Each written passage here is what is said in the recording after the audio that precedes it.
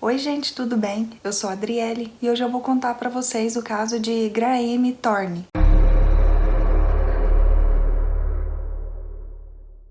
Graham Frederick Hilton Thorne nasceu no dia 18 de dezembro de 1951 em Sydney, na Austrália, filho de Basil e Freda. Ele era o segundo filho de 3. Eles eram uma família típica de classe média, onde os pais trabalhavam bastante para que seus filhos pudessem ter uma boa criação. O bairro onde a família morava não tinha escolas perto, por isso o Graham andava todos os dias cerca de 300 metros para se encontrar com uma amiga da família de nome Phillips Smith para que ela o levasse até a escola, juntamente com os seus filhos.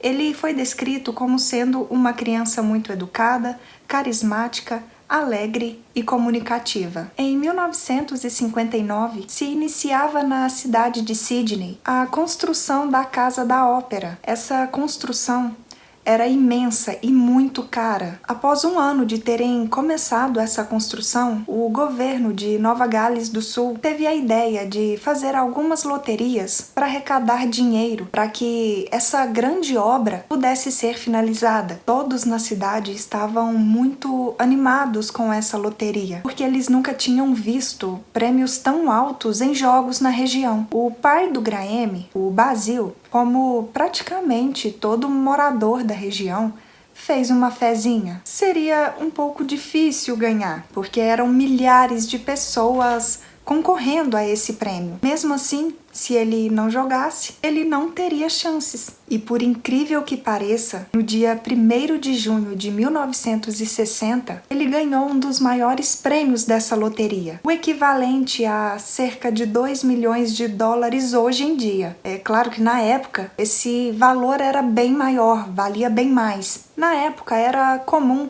que todo ganhador da loteria fosse divulgado no jornal juntamente com a data em que o prêmio seria entregue, que nesse caso seria no dia 7 de julho. Todos na rua onde a família Thorne morava passou a conhecê-los. Muitas pessoas tentaram se aproximar deles com interesse, mas a família estava vivendo sua vida, sua rotina, como se nada tivesse acontecido. Eles eram bem pé no chão e apenas quando eles estivessem com o valor do prêmio em mãos, que eles iriam sentar e decidir o que fazer com aquele valor todo em dinheiro. Na manhã do dia 7 de julho, dia do pagamento do prêmio, a família tentou conter suas emoções e fazer sua rotina normalmente. O Graham saiu da sua casa por volta das 8h30 da manhã para ir se encontrar com a Phyllis, para ir para a escola. Porém, estranhamente, ele não chegou no lugar onde eles se encontravam. A Phyllis esperou por alguns minutos,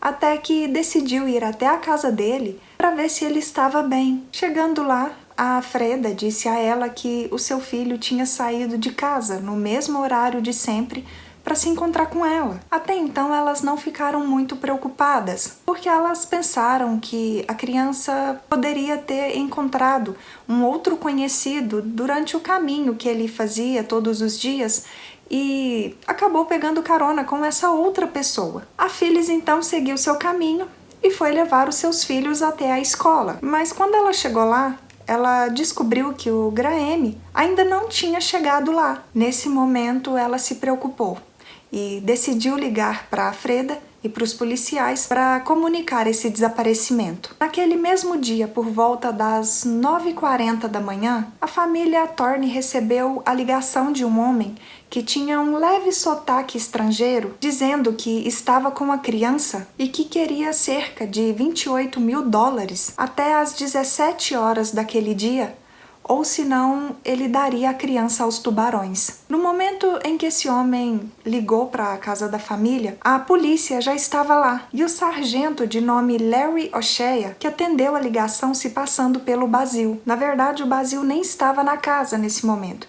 Ele estava fora da cidade a trabalho. Esse sargento não sabia que essa família que tinha ganhado na loteria. Por isso ele demonstrou dúvida em conseguir essa grande quantia em dinheiro à pessoa que estava falando com ele ao telefone. Essa pessoa então disse que ligaria às 17 horas novamente daquele dia com mais informações e desligou o telefone. Por volta das 21h40 desse dia, o sequestrador ligou novamente para a casa da família Thorne para passar algumas instruções de como o pagamento do resgate seria realizado. Ele chegou a dizer que esse valor deveria ser dividido em 2 sacos de papel, mas aí a ligação caiu. Dessa vez quem atendeu a ligação foi um outro policial que tentou enrolar, na conversa, estendendo a ligação para que outros policiais pudessem rastrear a ligação. Mas o sequestrador desligou antes que pudessem rastreá-la. A polícia então decidiu fazer buscas próximo à casa da família Thorne e a divulgar esse caso na televisão. No dia seguinte, a polícia e o Basil fizeram um apelo nas mídias locais para que a criança voltasse para casa em segurança. Logo em seguida, uma denúncia foi recebida de que um menino que parecia com um sequestrado tinha sido visto com 2 homens e uma mulher saindo de um subúrbio no norte de Sydney. Os policiais então foram até essa região investigar. E o proprietário de um posto de gasolina disse a eles que tinha visto um grupo de homens com um garoto que parecia bastante com Graham entrando no posto de gasolina com um veículo sedã do tipo Dodge da cor escura por volta das 22 horas do dia anterior. Esse grupo de pessoas teria comprado gasolina e depois tinham ido embora. No momento, o proprietário desse posto chegou a suspeitar de que aquela criança poderia ser a sequestrada e, por isso, ele teve a ideia de anotar a placa desse carro para entregar para a polícia. No dia seguinte, um policial avistou um carro com essas descrições e a placa informada. Ele solicitou ao motorista que parasse, mas ele fugiu. Ao checarem a placa desse carro no sistema da polícia, foi descoberto que, na verdade, essa placa pertencia a um outro tipo de veículo. No dia 11 de julho, o boné e a mochila que o Graham estava usando no dia em que foi sequestrado foram encontrados próximo ao posto de gasolina, onde tinham avistado uma criança parecida com ele. Logo em seguida, uma recompensa no valor de $5.000 e outra no valor de cerca de $15.000 foram oferecidas para informações sobre esse sequestro. Porém, oferecer essas recompensas atrapalhou um pouco as investigações, pois por causa delas, várias pessoas começaram a ligar para a polícia com informações falsas. Alguns investigadores estavam seguindo outras pistas, como tentar identificar um outro homem, também com sotaque estrangeiro, que tinha ligado para a família Thorne procurando por uma pessoa que não morava lá alguns dias antes desse sequestro acontecer. Também estavam tentando identificar um homem que tinha sido visto por várias pessoas em um parque na frente da casa da família Thorne. Além disso, algumas pessoas tinham dito aos policiais que na manhã em que a criança foi sequestrada, eles tinham visto um Ford Custom Line 1955 azul estacionado em fila dupla na esquina da casa onde a família morava.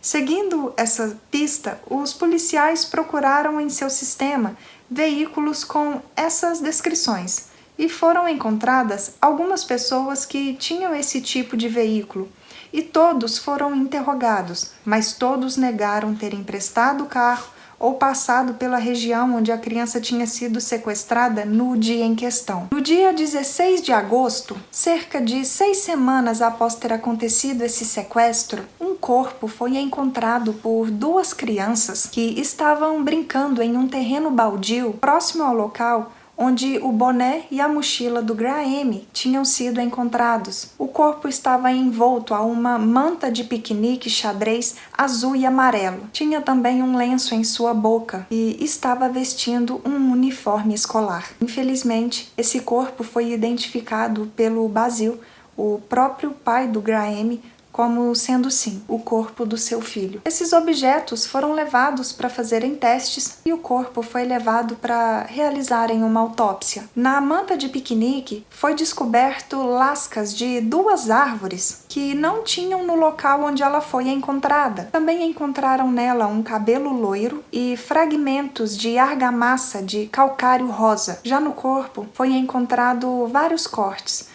e um trauma interno. A causa da morte foi formalizada como sendo asfixia ou uma fratura no crânio, e provavelmente ele tinha perdido a vida cerca de 24 horas após ter sido sequestrado. A polícia então começou a procurar por uma casa que tivesse sido construída com argamassa rosa, que tivesse no quintal árvores dos tipos das lascas que tinham sido encontradas na manta de piquenique e com um carro azul na garagem. Após a denúncia de um carteiro, uma casa com essas descrições foi encontrada a cerca de 1,5 km do local onde o corpo tinha sido encontrado. No momento que os policiais foram até essa casa, não morava ninguém lá. A última pessoa que tinha morado nessa casa tinha sido um imigrante húngaro de nome Stephen Bradley. Ele também possuía um carro azul com as mesmas descrições que os policiais estavam procurando e a sua esposa tinha cabelos loiros. Os policiais então foram tentar localizar o Stephen e descobriram que ele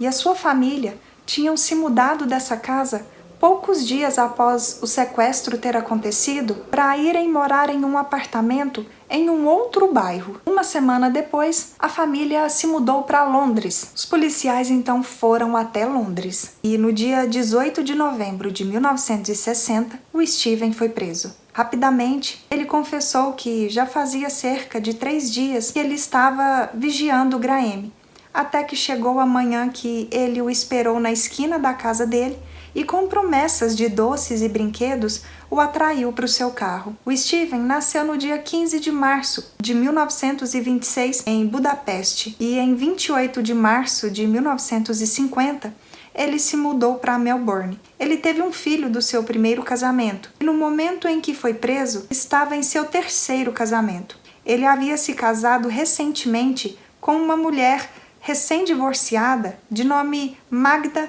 Whitman, que tinha 2 filhos. Ele até então vivia sozinho e não tinha muitos gastos. Porém, quando a sua atual esposa e os filhos dela se mudaram para a casa dele, ele se viu em uma situação financeira que não conseguia controlar. E foi justamente essa a motivação do crime. Ele tinha sequestrado o Graham apenas para tentar ganhar dinheiro. O seu julgamento começou no dia 20 de março de 1961. Ele se declarou inocente de assassinato e disse que teria sido um acidente o Graham ter perdido a vida. Após ter sequestrado a criança, ele teria o amarrado e o enrolado em um cobertor. Depois ele o colocou dentro do porta-malas do seu carro e dirigiu para um lugar afastado da casa da família Thorne para fazer a primeira ligação de resgate. Quando chegou na sua casa, ele deu uma olhada na criança e parecia que ele estava bem. Ele deixou a criança lá preso, sem ter como se mexer e respirar direito por mais de 5 horas. Por volta das 15 horas, ele decidiu ir verificar novamente a criança. E foi aí que ele percebeu que ela não estava mais respirando. Ela tinha se sufocado. Essa história não foi considerada como verdadeira e por isso ele foi condenado à prisão perpétua. Sua esposa atual também foi interrogada, mas ela parecia não saber de nada que seu marido tinha feito e não tinham provas contra ela. Por isso, ela não foi presa. Ela e seus filhos voltaram para a Europa e em 1965 ela se divorciou do Stephen. No dia 6 de outubro de 1968,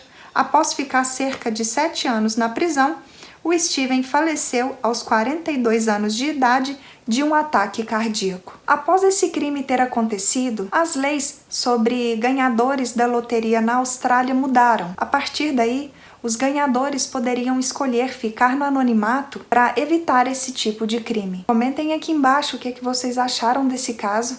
Espero que tenham gostado de mais esse vídeo aqui no canal. Se ainda não é inscrito, não se esqueçam de se inscreverem, de deixar o like e compartilhar com mais pessoas que também gostam desse tipo de conteúdo. E até o próximo vídeo. Tchau!